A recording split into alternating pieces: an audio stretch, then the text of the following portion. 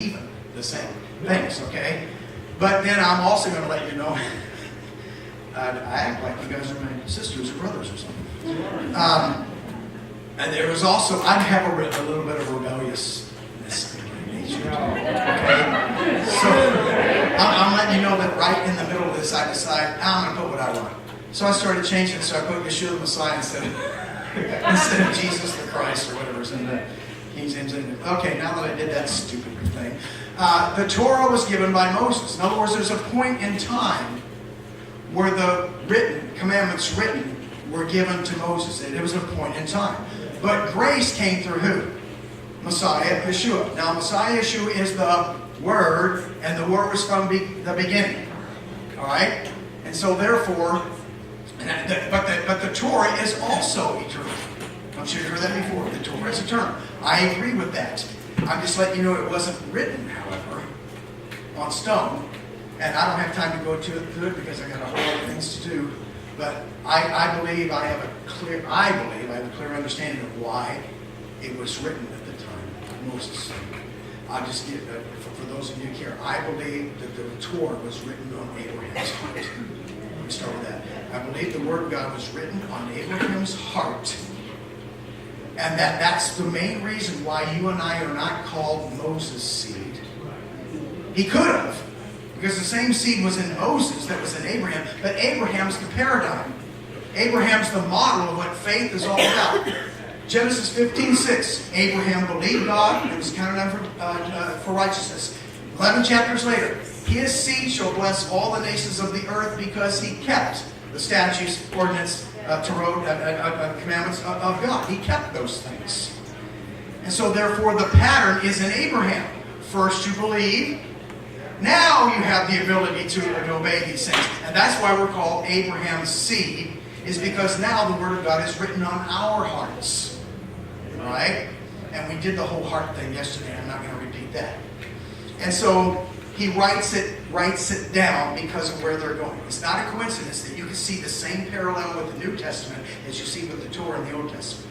And what I mean by that is, before they're to go into a land, Canaanites, in which their fathers and mothers don't sing the Torah to them when their babies are in the womb. They're going into a land of Canaanites, of enemies that hate them, that want to wipe them out, who don't memorize Bible verses and put them to songs and sing them. Like the Hebrews would do. Sing the songs. They don't do that. And so just before they go into a strange land, if you will, that they're supposed to have dominion and take over, he writes it down. He carves it in stone. Now, we also know, evidentially, historically, that the gospel, the good news that Yeshua taught his disciples, was passed between the Hebrews and put to music and sung to each other for at least 8 years before anything was written down. But now he's saying, when you take the gospel out there, when you take the good news out there, you're supposed to go to Jerusalem, Judea, Samaria, and then the uttermost parts of the earth. So they didn't run right out to Greece. Right? They first started where they're speaking Ivrit, or Hebrew. I believe the pattern for the languages, the translations, is the same pattern in Acts chapter 1. That the pattern that is when the words were first written down, they were written in Ivrit, they were written in Hebrew. Why? They were in Jerusalem. That's what most people are speaking. Now, most Bible historians were not taught that for centuries. Up until the late 1800s. Which is one of the reasons why in the first Zionist conference, I believe in 1897, one of the first Zionist conference, I'm talking about secular, basically Zionism, okay?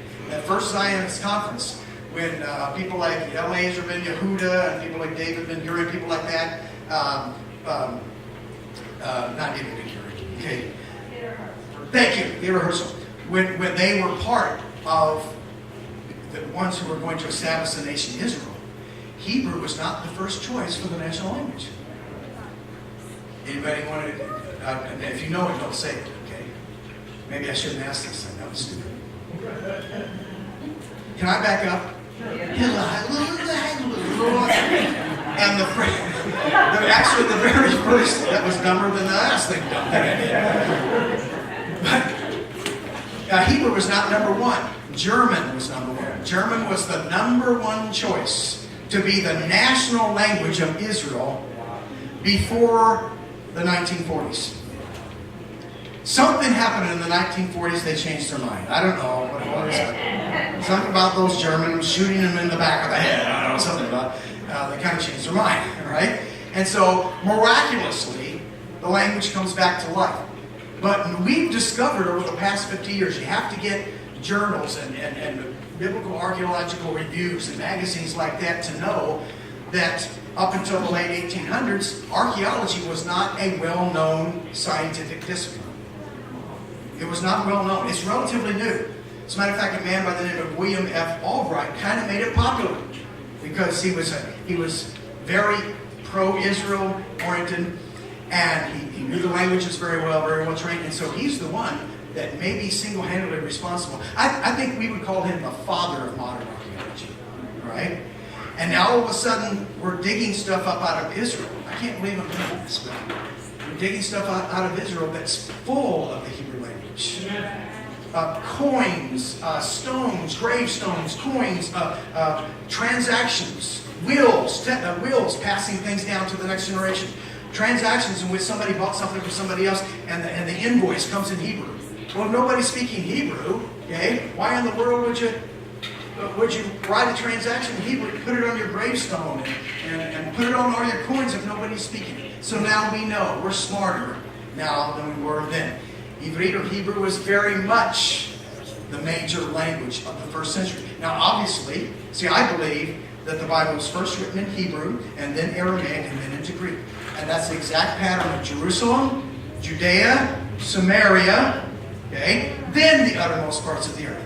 In America, when the Senate and the legislature, if you can get anything passed through both houses and the Senate, if that miracle ever happens, okay, when we okay a piece of legislation, we don't, pardon me, I don't mean to sound offensive, we don't first produce it in Spanish. Spanish is probably number two, right? And they got to do that right away because a lot of people speak Spanish in America, but we don't produce it in Spanish. We first write it down in English, then it goes to the other dominant languages in this country.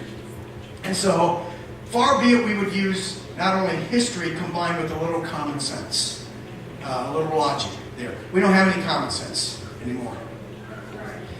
We've lost that. Hebrew calls it sakal yashar, which in Hebrew is common sense. As a matter of fact, a good portion of that word is in 2 Corinthians 11, when Paul says, I am concerned about you all, the body, the bride. I think he says, I'm concerned about the bride. Bear a little bit with my folly, he says. Okay. And he says, because I am concerned that some will come and draw you away from the yashar, simplicity. Okay? Yeah, straightness. Yeah, straight. Yeah, straight. Etymologically, that means straight. But it's part of the word for common sense, is what I'm saying in modern. Okay, but nonetheless, there's a point in time in which the Torah is given and written down. Yahweh always does the first work. We did this already. We didn't do it. So let's back up. Remember I told you this is where I'm going to beat the dead horse. Now we're going pretty fast here, so I may stop and do some red light trails once in a while because I'm doing good on time. Okay? Let's start with the very first one and go back as far as we can. Elohim created man in his image, breathed the breath of life into him, and then told him to go dress and keep the garden. Now once you see the pattern in the beginning, all of a sudden you'll begin to see it very clearly. Don't think I'm being condescending. Not saying, well, until I came here, none of you ever saw this. I'm not saying that, right? If nothing else, if you saw it, I'm just verifying. I'm your second witness, if you will. But once you see this pattern, then you'll see that Paul never violates the pattern. Yeshua never violates the same pattern. One comes before the other, and they're trying to bring them both to get back together as one. And so, right off the bat, we see the pattern. The Father is the one that created man in his image. Man didn't have anything to do with it. Adam could not make himself perfect. The Father had to do that first. Now he can keep the garden. Are you with me? The only way he's not going to be able to do it is if he gets deceived using words later on. Can we all agree that words really are the problem? Okay, because it's the Word of God that brought all wonderful living things into existence. And it's the word of the bad guy that corrupted the whole thing. Hath God said. Now for those, any of you who have fallen for it, any of you? Okay, any of you who have fallen for this teaching, this is the only thing that there's only two things I'm dogmatic about. Who Yeshua is. Okay? And this serpent seed teaching, junk. It's not only junk in the English, it's junk in the Hebrew. Because that word translated as beguile does not mean to have sexual relationship. That's not a Hebrew word that means that. It means to deceive. Now, it happens to be something that a young man who's not married, he would use to woo a person, but he would do it with deception. So the actual act itself has nothing to do with anything that's going on in the first 3 chapters of Genesis. I just want to get that across because that's a popular teaching in our walk. And what do you think humans do with that? They make it a blood issue. They make it a natural blood issue. What I mean by that is, first they established that the serpent had sexual relations with Eve and produced all the bad people in the world. And guess who all the bad people are? Not them, it's everybody else. Okay? If you're white, it's all the black people. Okay? Now, if you're black, it's all the white people. Okay? There's a black Israelite movement. Very big, happening. I just spoke at one. Whole congregation of blacks expressed in code. Some of them are just getting into it. Some of them are very heavily into it, believing that the blacks are actually the true Israelites, and all Jews and all you people are all the deceivers. Okay, in other words, they totally flipped the thing around to the other side. Now, and the reason why I had me there is because one of the leaders was very balanced. He read the book, The Principle of the Seed. And now I understood, the seed is the Word of God. The seed's not my sperm. Now, the sperm is the natural. But see, they've taken the natural and made it spiritual. You see what I mean? But that's not the way it works. Once again, flesh is flesh, spirit is spirit. Flesh doesn't become spirit, spirit doesn't become flesh. Flesh doesn't become muscle, muscle doesn't become flesh. Flesh is flesh and muscle is muscle. Same is true in the spiritual. And so, to dress and keep the garden. I remember one time in Bakersfield, California, maybe 10 or 12 years ago, I was talking about a series called The Earth is Filled with Violence. And I was talking about the Torah. And it's a whole world working together, resonating frequencies, turning away from the commandments of God, that produces earthquakes, hurricanes, all these natural events that are happening in the world right now. And it's not cars. All right, but anyway, and this guy in the back of the room jumps up in the back of the room, and I'll never forget exactly the way he said it. And I bet you I do it the same way I did it 10 years ago. Okay, so you keep all 613 commandments? I said, no, I don't have a menstrual cycle. Okay? To which the crowd was uncontrollable for 30 minutes again. But the bad thing about it is the guy, I totally embarrassed this man. And I didn't mean to. It was a knee-jerk reaction, right? I didn't mean to say that. But I said, he was kind enough. I said, would you be kind enough to talk to me in between the sessions? And he said, sure. And he walked up to me after the session, and I said, the reason I said that, and I apologize for it again, not only did I apologize to him before everybody, I apologized to him personally, saying, but I bet you were raised in a church system like I was, and when someone says the phrase that they're keeping the commandments, you automatically think they're keeping all 613 of the commandments. And therefore, they'll think of a commandment they know you're not keeping. Like they think you're probably stoning your child that won't eat its broccoli in its high chair or something. They try to think, so you stone your rebellious children, do you? They try to think of something that they know you don't keep, therefore they got you, kind of thing. And he says, yeah, that is the way I'm raised. Well, that concept in Hebrew, to keep the garden. There's two different words there. Okay? The one I'm focusing on is the keep it part. The root is shamar. Let's write it.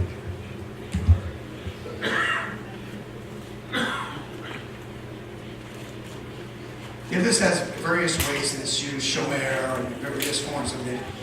The cities in Israel, shomer, there's verses of this, but basically this means to guard, to watch, to protect. We watched. That's why we were watching that video that guy did last night, and he was doing the Hebrew version of the Aaronic benediction. May it bless you and keep you, okay? And that's how they translate it, because that's the proper way. To guard. He will bless you, he will guard you, he will watch over you, he will protect you.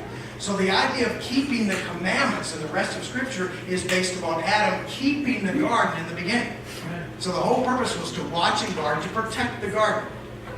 So he was given responsibility to do that. Now, when you are guarding a garden, you don't let a serpent come in.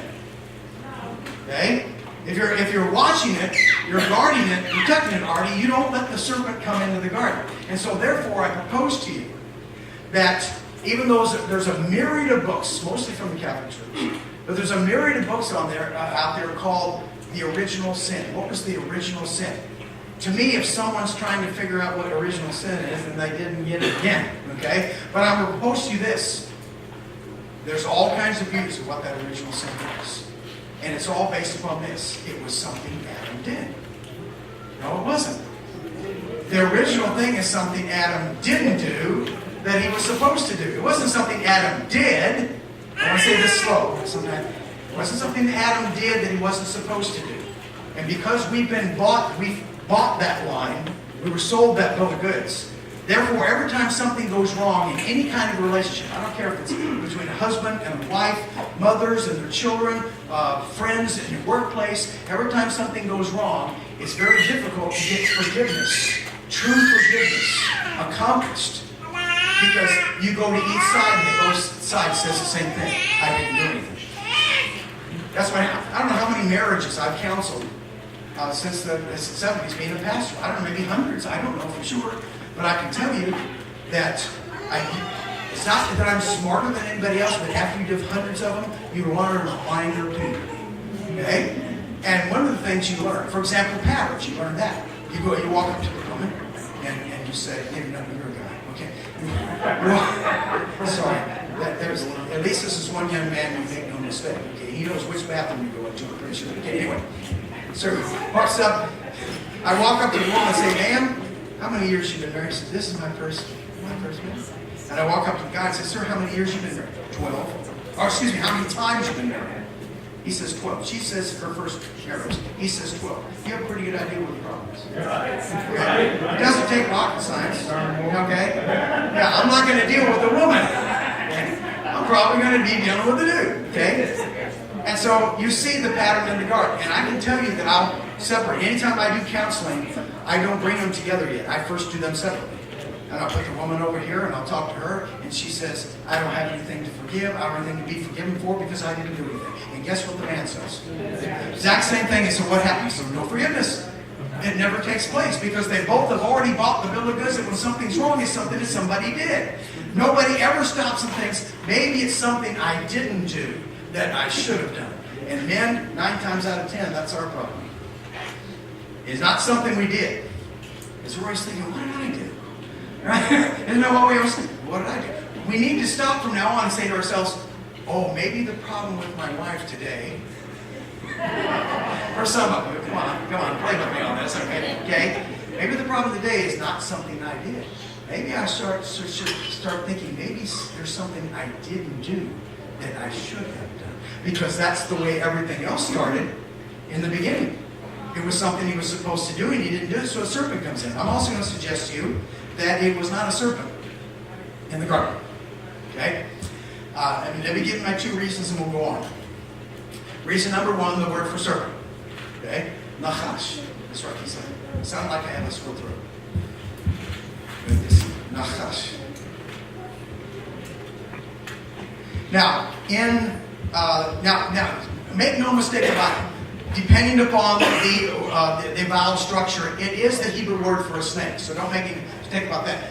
But the root of the word is expressing something natural. It's something shiny and bright and attractive, something that would attract your attention.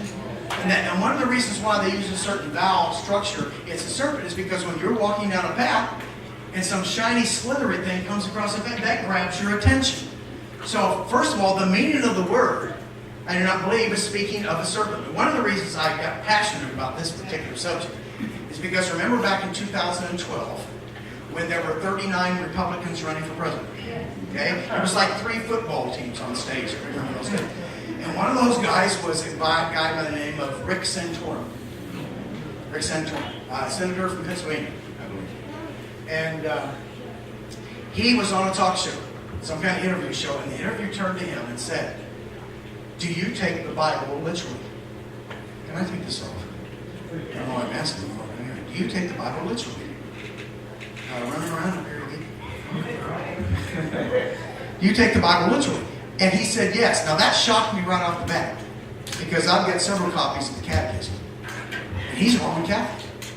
And Roman Catholic theology, those things that happen in the Old Testament, they're just stories to increase and boost our faith. There was no, in Catechism, there was no literal flood. Okay? It's just a story to help us. And that's the reason why when Catholic priests speak, they speak in homilies. They don't get involved. They speak things that will teach you and build you up. And there's nothing essentially wrong with a homily. It's just that's based upon that kind of view. And so, and then he turns to him and says, "Do you take the book of Genesis literally?" This is where the rub is right here. Most people can sit and listen to the Bible literally and say, "Oh, okay, well, I don't, but I can understand that." But Genesis, oh, Khalila, we don't think that's literal. Come on. And so the next day, all the talk show hosts, the Jimmy Kimmels and the Bill Maher's and people like that were saying, well, "I don't know about you, but I'm not going to vote for anybody who talks to snakes." All right? Because they don't want a president. That's what it said. I don't want a president that talks to snakes. All right? And I said, well, we need to go to Arkansas. Okay.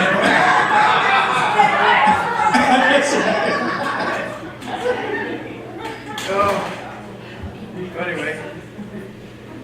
Okay, so my point is this.